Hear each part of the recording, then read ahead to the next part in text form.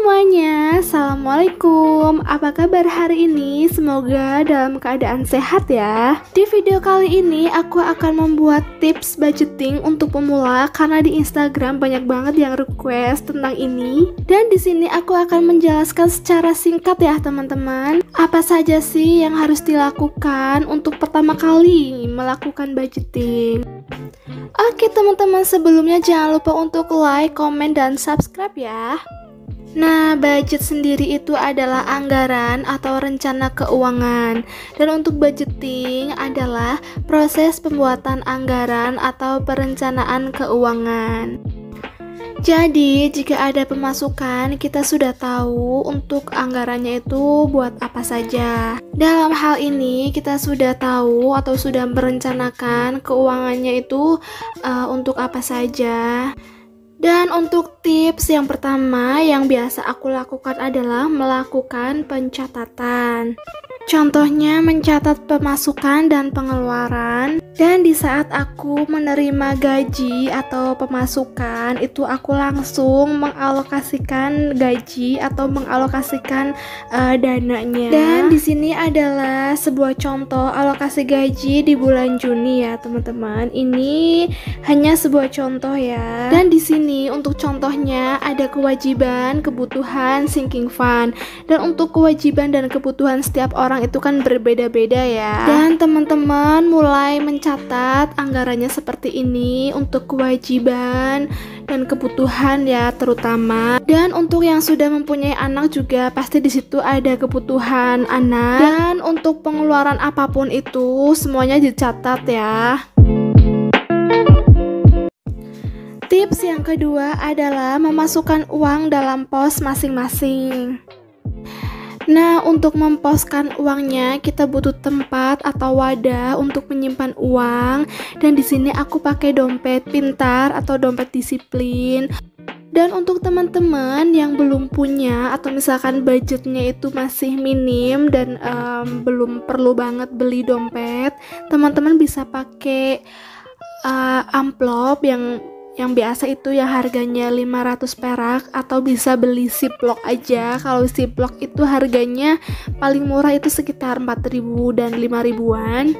Dan kalau untuk dompet disiplin itu sendiri juga ada yang lebih murah di Shopee, itu juga harganya sekitar 10 ribuan, itu yang paling murah ya. Dan setelah itu setiap posnya teman-teman bisa kasih keterangan seperti ini, contohnya belanja minggu pertama, kedua, dan keempat atau yang lainnya. Dan kalau masih yang pakai amplop juga sama, ditandain ya, dikasih keterangan biar nanti nggak tercampur dengan dana yang lainnya. Nah, untuk keterangan yang di sini hanya untuk contoh ya teman-teman. Setiap kebutuhan orang kan berbeda-beda ya.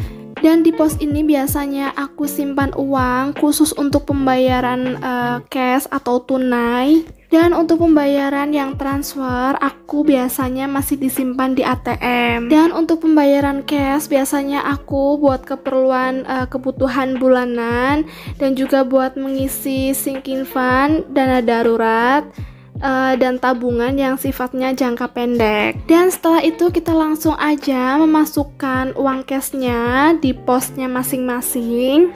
Nah, kalau menggunakan dompet disiplin ini itu sebenarnya bagus banget ya, berguna banget karena di sini itu ada sekitar 12 slot dan satu slotnya bisa dipakai bolak-balik ya. Jadi ini bisa kepake 2 pos. Dan dengan memakai dompet disiplin ini kan kita bisa jadi disiplin buat menata uang kita. Dan jika ada kelebihan atau kurang pun kita juga tahu di pos mana kita ada lebih dan di pos mana kita terlalu boros.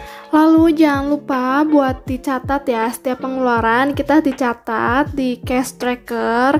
Jadi untuk misalkan hari ini kita belanja sayuran, lauk, buah-buahan dan lain-lain, kita catat rinciannya buat nanti pasti akhir bulan kita juga mengevaluasi. Dan untuk video evaluasinya itu seperti apa sih?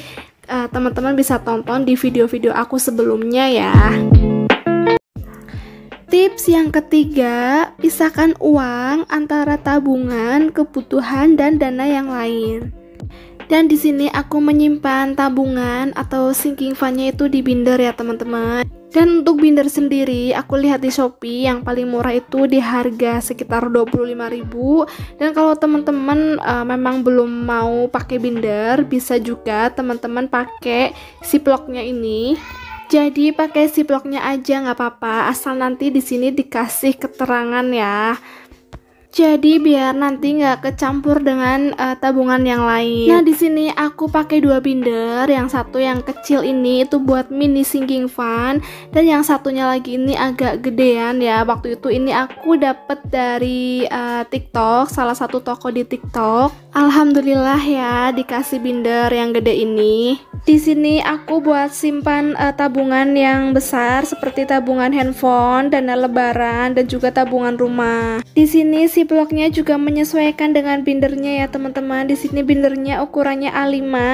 Jadi untuk Ziplock-nya juga ukurannya A5 dan untuk lubangnya itu ada 6. Dan untuk dana darurat juga aku masukkan ke sinking fund yang ini. Karena memang ukurannya juga pas banget buat dana darurat, jadi aku taruh aja di sini. Dan untuk binder yang kecil ini aku pakai buat menyimpan sinking fund mini. Contohnya seperti uang receh ya, kayak the power of 2000. Terus semisal aku mau beli sepatu atau mau beli baju terus buat kondangan, itu nanti aku tulis posnya di sini. Jadi untuk sinking fund ini adalah dana yang sengaja dikumpulkan untuk tujuan tertentu ya teman-teman. Jadi ini kadang aku targetin, kadang juga enggak. Jadi sifatnya itu santai, nggak terlalu wajib banget. Tips yang keempat, menentukan prioritas. Untuk menentukan prioritas, setiap orang juga berbeda-beda ya. Untuk contohnya adalah cicilan, dana darurat, kebutuhan anak, tabungan, sedekah, investasi, biaya nikah, dan lain-lain. Dan di prioritas ini termasuk kebutuhan dan kewajiban ya. Jadi teman-teman lebih memprioritaskan tabungan yang mana atau kewajiban yang mana, itu harus didahulukan terlebih dahulu. Dan biasanya untuk ibu-ibu di luar sana itu lebih mementingkan kebutuhan anak ya bun ya.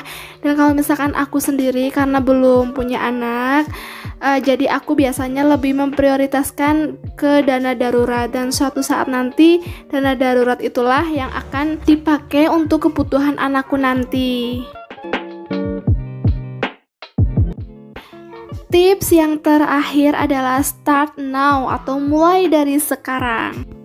Dimulai dari sekarang ya teman-teman, berapapun itu pendapatannya, asalkan kita bersyukur karena rezeki itu sudah ditakar ya teman-teman. Dan yang terpenting gaji kita itu berkah dan halal. Nah, jika teman-teman sudah tahu tipsnya, atau barangkali teman-teman baca atau lihat nonton di channel lain, ayo mulai dari sekarang, jangan tunggu nanti-nanti. Kalau misalkan teman-teman nggak ada budgetnya atau nggak ada peralatannya, bisa pakai buku tulis biasa, dan menyimpan uangnya bisa di amplop.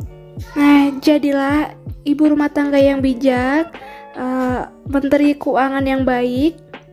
Karena kalau bukan kita sebagai ibu rumah tangga, lalu siapa lagi?